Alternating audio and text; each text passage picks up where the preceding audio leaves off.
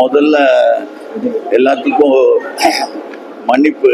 ஏன்னா அங்கே கோயம்புத்தூரில் கொஞ்சம் டைம் ஆயிடுச்சு. நடுவில் டிராஃபிக்கு, திருப்பூர் டிராஃபிக் பற்றி சொல்லவே வேண்டாம். கொஞ்சம் டிலே ஆயிடுச்சு. படம் ட்ரெய்லர் பார்த்தீங்களா? நல்லா இருந்துச்சா?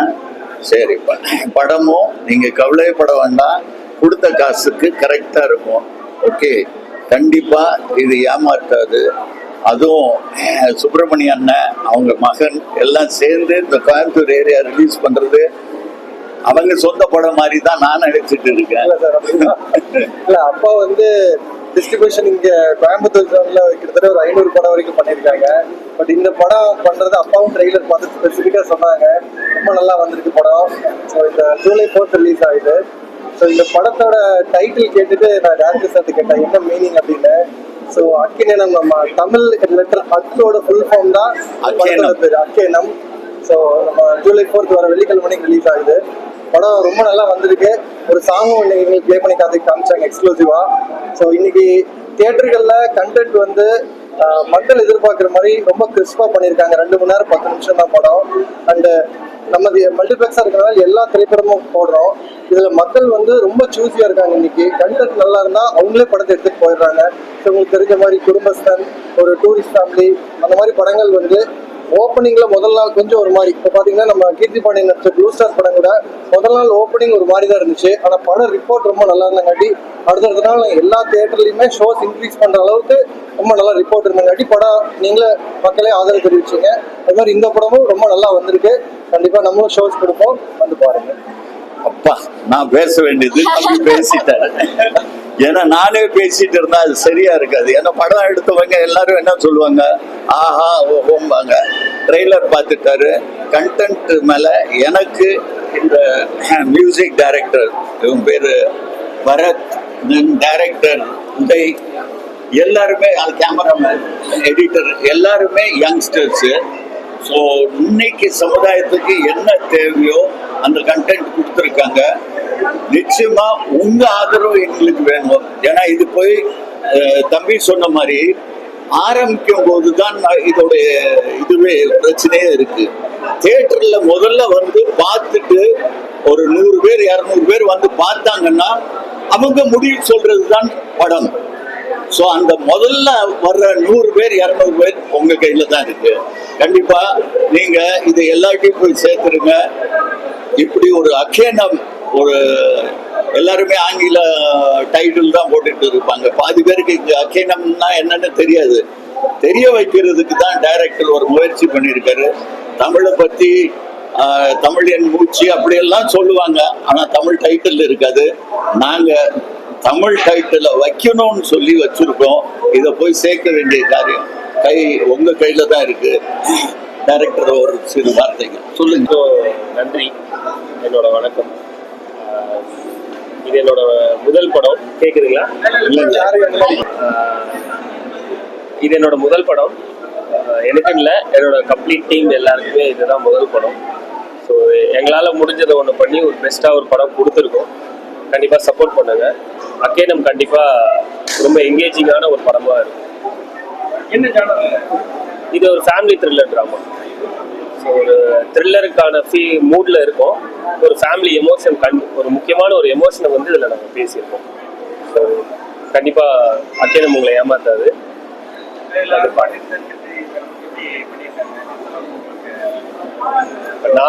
நானே சொன்னாக்கா அது நல்லா இருக்காது. படம் பார்த்துட்டு நீங்க சொல்லுங்க. கண்டிப்பா ஒரு 20-25 years back Arun Pandian sir பார்த்துருப்பீங்க இல்லையா? அதுல ஒரு சாயல் இந்த படத்துல பார்ப்பீங்க. அதுதான் ரொம்ப வழியா பார்த்துட்டு டேரக்டர் வித்தியாசம் சார் நம்ம முதல்ல எப்படி பார்த்துருக்கோமோ அந்த மாதிரி ஒரு ஃபிளாஷ்பேக் சீன் நினைக்கிறேன். அந்த கேரக்டர் பார்த்தனுமே சார் இன்னைக்கு நேர்ல பார்க்கறதுக்கு பயங்கர எங்கா நல்லா பண்ணியிருக்காங்க அந்த சீனு. அது ஒரு மாதிரி என்கேஜிங்கா இருக்கு. ஜூலை 4th அக்கினம் ரிலீஸ் ஆகுது. எல்லாரும் வந்து தியேட்டருக்கு வந்து படம் பார்த்து சப்போர்ட் பண்ணுங்க.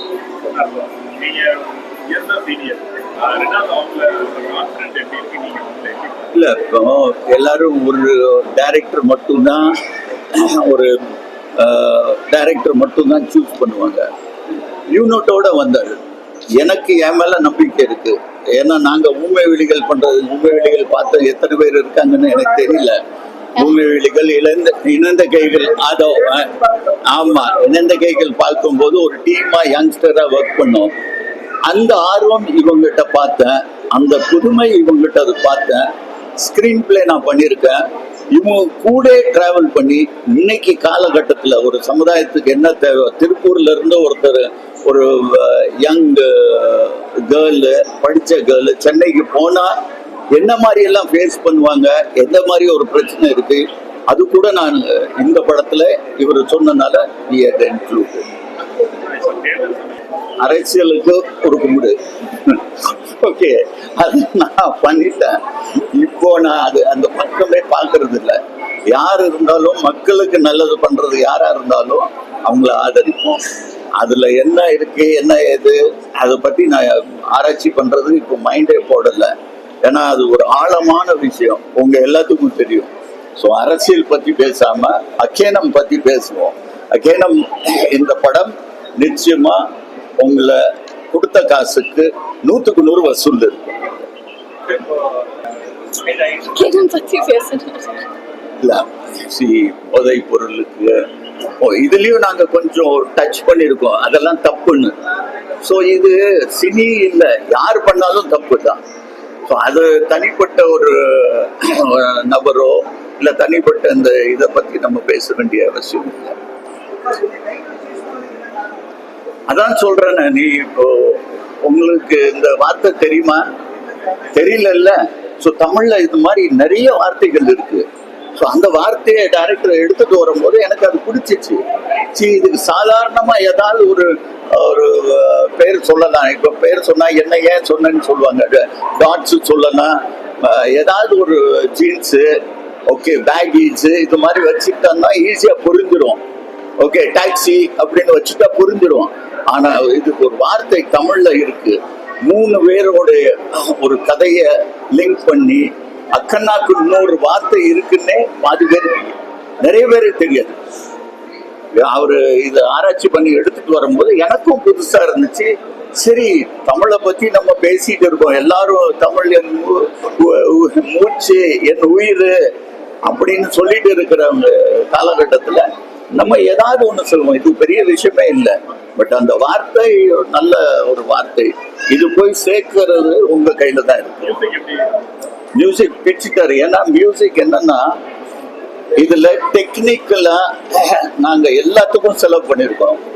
கேரவனுக்கு செலவு பண்ணல, ஓகே 5 ஸ்டார்ல இருந்து அது கொண்டாங்க இது கொண்டாங்கன்னு பண்ணலாம். படத்துக்கு என்ன தேவை, இதுக்கு மியூசிக் எல்லாமே நாங்க புடாபெஸ்ட்ல பண்ணோம். அங்க ரீரெக்கார்டிங் சாங் இதெல்லாம் பார்த்தீங்கன்னா நீங்க பாட்டு பார்த்தீங்கல்ல.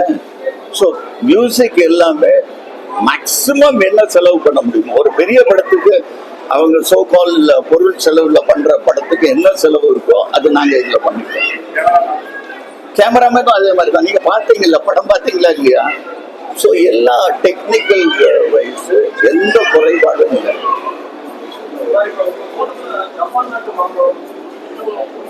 ஒவ்வொரு ஊர்லயும் ஒண்ணு இருக்குங்க. அதுக்கு என்னன்னா அது கிளைமேட் அதுக்கு கரெக்டா இருக்கும். அந்த கிளைமேட்டை நம்ம எப்படி உருவாக்குறோம். இப்போ திருநெல்வேலியில வெயில் மண்டையை குழப்போம். ஸோ அந்த செடிக்கு அவ்வளோ தேவையில்லை. அதை எப்படி நம்ம பண்றோம். ஸோ அது மாதிரி தான் அது பண்ணியிருக்கோம். ஸோ அதை பத்தி பேசாம தயவுசெய்து அக்கேனை பத்தி பேசுங்க. உங்களுக்கு தனியா அந்த மாம்பழத்தை தரேன். வேண்டிய விஷயம் தான். அவருக்கு எல்லா நாலேஜும் இருக்கு. இந்த நாலேஜ் அவரும் பாத்தீங்கன்னா நிறைய படம் ரயில் ஒரு ஒரு விஷ பரீட்சை மாதிரி பண்ணியிருக்காரு. அது அவ்வளவு சீக்கிரம் பண்ண முடியாது இல்ல, யாராலையும் பண்ண முடியுமா? இன்னும் நிறைய பேர் நான் சொல்லணும்னு ஆசைப்படுறீங்களா? சொல்லணும்னு ஆசைப்படுறீங்களா? சினிமால பணம் சம்பாதிச்சுட்டு படம் எடுக்காம இருக்கிறவங்க எத்தனை பேர் இருக்காங்க? உங்களுக்கு வந்து அந்த கிளிக் தம்ப்நெயில் எத்தனை பேர் இருக்காங்க? நான் சம்பாதிச்சா கூட எனக்கு சினிமால எப்படியாவது சினிமாவை நேசிச்சு அதுக்காக செலவு பண்றோம்ல. இது ஃபுல் நம்ம ஓன் ரிலீஸ், நம்ம ஓன் ஃபண்டு, எது வேணாலும் ஆயிட்டு போட்டுமே. பட் நல்ல படம் கொடுக்கணும், தமிழ் சினிமா வளரல அப்படி இப்படின்னு சொல்லிட்டு இருக்காங்க. வளரும், நம்ம முயற்சி எடுக்கணும். சம்பாதிச்சு மட்டும் வேற இடத்துக்கு போக கூடாது. நீங்க வேற யாரோ நினைச்சிட்டு இருக்கீங்க, சிரிக்கிறீங்க. நான் அவரை நினைக்கல. நீங்க நீங்க சொல்ற ஆளு நான் நினைக்கவே இல்லை. அதுக்கு நேர்மாறா பண்ணிருக்கோம். அதுதானே பெட்டர். சும்மா நான் என் பொண்ணு வீட்டு இல்லாம நீயா நானான்னு பாத்துருவோம் அப்படின்னு நம்ம போறது பெட்டர் தானே. அதுதானே உங்களுக்கு சுவாரஸ்யமா இருக்கும். அது செஞ்சிருப்போம்.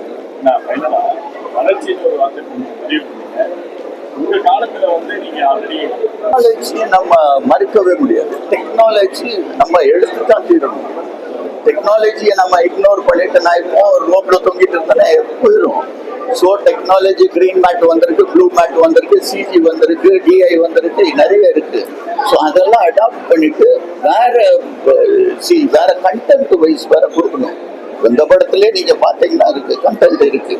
ஆனா என்னன்னா நான் என் வாயால ஆஹா ஓஹோன்னு சொல்லி அது பிடிக்காது. நான் சொன்னதும் கிடையாது. நான் என் பொண்ணை பத்தி பெருமையா பேசுனது கிடையாது. அவன் என்னை பத்தி பேசுனது.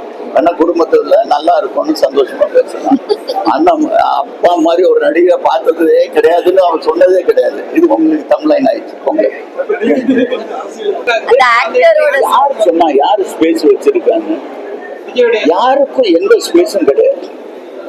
வந்துட்டே இருப்பாங்க, வளர்ச்சி நடந்துட்டே இருக்கும். இன்னைக்கு அவர் இல்லைன்னா இன்னொருத்தர் இல்லைன்னா இன்னொருத்தர், யாரும் இல்லைன்னா என் மாப்பிள்ள கிடையாது ஐயா. நான் நினைச்சேன்னா என்னுடைய தவறு. யாராவது அப்படி நினைச்சாங்கன்னா அவங்களோட தவறு. நீங்க நினைச்சா கூட உங்களோட தவறு. நமக்கு பதில் இன்னொருத்தர் வருவாரு, இன்னொருத்தர் வருவார். இது இயற்கை. இது மறுக்கவே முடியாது. யாரும் இது சொல்லவே முடியாது. அந்த ஸ்பேஸ் காலியா இருக்குன்னா அது என்ன ஸ்பேஸ்ன்னு நீங்க காட்ட முடியுமா? எனக்கு ஸ்பேஸ் இல்லையே. யாரோடைய ஸ்பேஸ் இல்லை. மக்கள் யாரும் விரும்புறாங்க. இப்போ பாருங்க, சின்ன படம் டூரிஸ்ட் ஃபேமிலி அந்த போட்டுடுச்சு. அது ஒரு ஸ்பேஸ்ல வந்துச்சா? அதுவா அது தானா ஒரு ஸ்பேஸ் கண்டுபிடிச்சோம். அதே மாதிரி தான் நம்ம அக்கேனமோ ஒரு ஸ்பேஸ் கண்டுபிடிச்சோம். அது நீங்க கொஞ்சம் பார்த்து செய்யுங்க. ஏதாவது உங்களால முடிஞ்சு செய்யுங்க. அவ்வளவுதானே.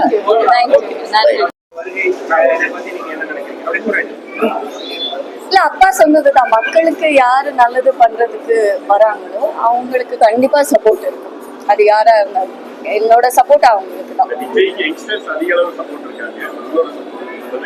மக்களுக்கு யாரு நல்லது பண்றாங்களோ அது நீங்க சொல்லுங்க, யாரு நல்லது பண்றாங்க, அவங்க சப்போர்ட் எனக்கு.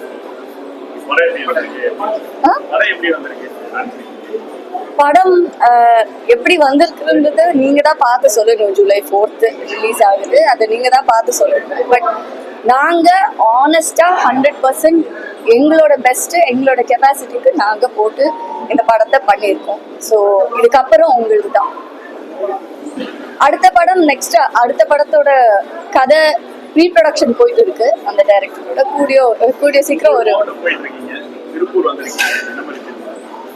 திருப்பூர் வந்ததுக்கு இவங்க அப்பதான் காரணம்.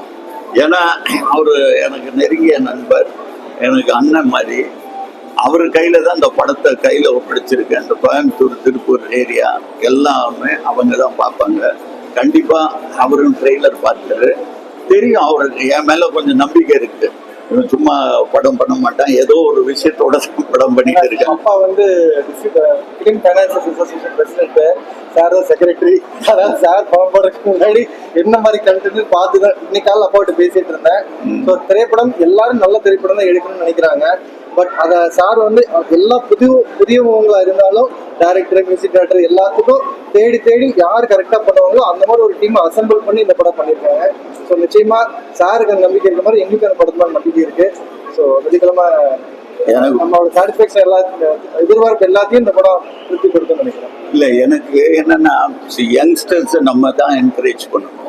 ஓகே, ஸோ நம்ம வியாபார ரீதியாக 1008 யோசிக்கலாம். இது அந்த ஆர்டிஸ்ட் வச்சு பண்ணலாம், இந்த டைரக்டர் வச்சு பண்ணலாம், அந்த மியூசிக் போட்டால் அது விற்கும்னு. பட் அவ்வளோ திறமை வச்சுருக்காங்க இந்த யங்ஸ்டர்ஸ். இதை வெளிப்படுத்துறதுக்கு அது நான் ஒரு கருவியாக இருக்கேன், அவ்வளோதான், வேற ஒன்றும் இல்லை. ஸோ அதில் எனக்கு இருக்கிற அனுபவம், நான் ஆபாவானன் அந்த காலத்துலேருந்து இருந்தவன். ஸோ 42 வருஷமாக சினிமாவில் இருக்கேன். அதை விரும்பி தான் இருக்கேன். நிறைய சம்பாதிக்கிறதுக்கு இடம் இருந்தாலும் இது பிடிச்சிருக்கு, அதை விடவே மாட்டேன், கட்டியா பிடிச்சிருக்கேன். ரைட், எனி அதர் கொஸ்டின், வேற ஏதாவது கேள்வி?